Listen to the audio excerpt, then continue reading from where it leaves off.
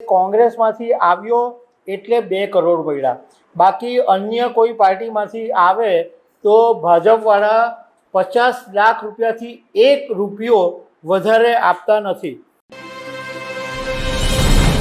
મહેસાણામાં ભાજપના કોર્પોરેટર ચંદ્રકાંત પટેલ અને એ પછી ભાજપના કાર્યકર પિન્ટુ પટેલનો ઓડિયો વાયરલ થયો અને એ ઘટનાને કારણે મહેસાણાના રાજકારણમાં ભડકો થયેલો જ છે।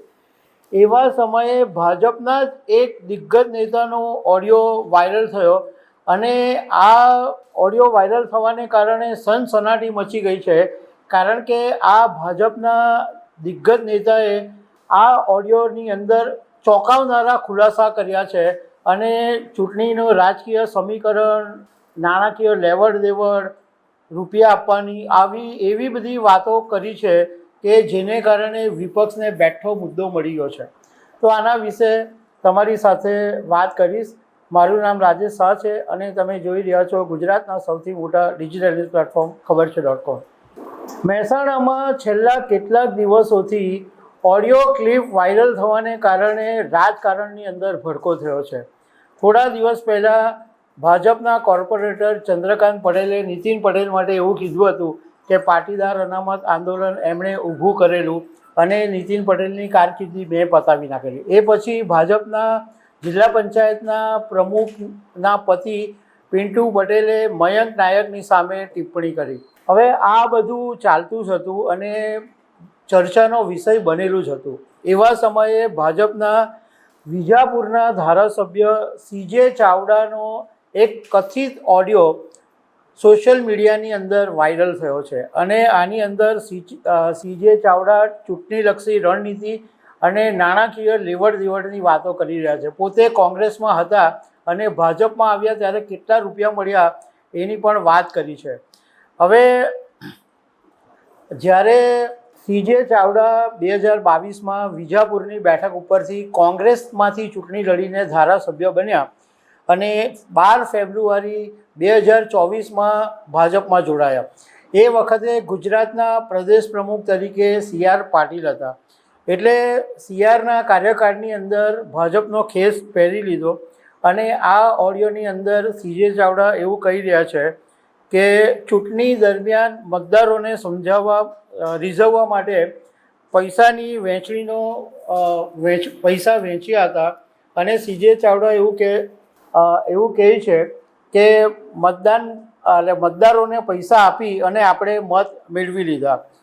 એ ઉપરાંત એમણે જે બીજી વાત કરી છે એ બહુ ચોંકાવનારી છે, કારણ કે હોર્સ ટ્રેડિંગની વાતો ઘણા વખતથી ચાલે છે પરંતુ સાબિતી નહોતી મળતી। હવે આ કથિત ઓડિયોની અંદર સીજે ચાવડાએ જે વાત કરી છે એ હોર્સ ટ્રેડિંગની સાબિતી છે। એમણે એવું કીધું કે હું જ્યારે કોંગ્રેસમાંથી આવ્યો અને વિધાનસભાની ચૂંટણી લડ્યો ત્યારે મને 2 કરોડ રૂપિયા આપવામાં આવ્યા હતા અને પાછું એમ પણ સીજે ચાવડા બોલી રહ્યા છે કે કોંગ્રેસમાંથી આવ્યો એટલે 2 કરોડ મળ્યા, બાકી અન્ય કોઈ પાર્ટીમાંથી આવે તો ભાજપવાળા 50 લાખ રૂપિયાથી 1 રૂપિયો વધારે આપતા નથી। આ ઉપરાંત એમણે બીજી પણ વાત કરી રહ્યા છે કે તાલુકા પંચાયત સ્તરે સર્વે કરાવીને 50,000 રૂપિયા આપ્યા અને ગરીબોને પણ પૈસાની વહેંચણી કરી।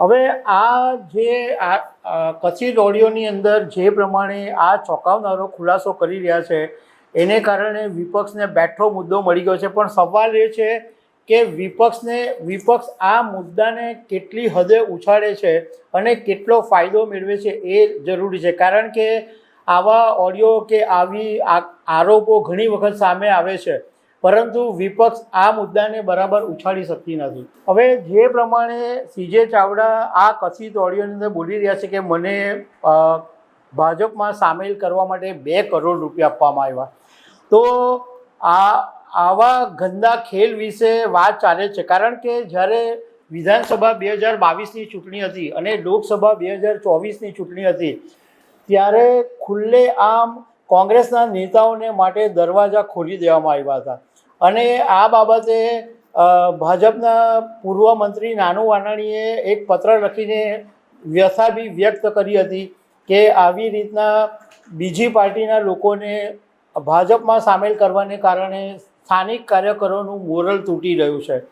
તો આ બહુ ચોંકાવનારી વાત છે.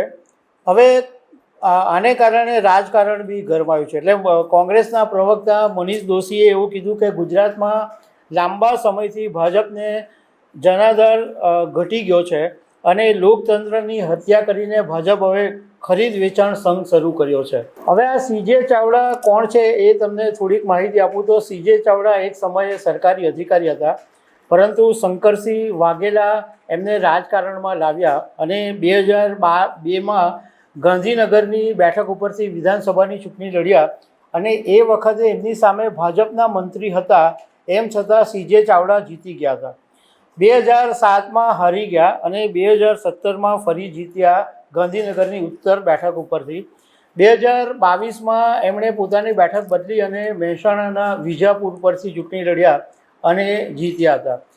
હવે સવાલ એ ઊભો થાય છે કે હમણાં છેલ્લા કેટલાક સમયથી જે ઓડિયો વાયરલ થઈ રહ્યા છે એ બધા મહેસાણાના જ થઈ રહ્યા છે.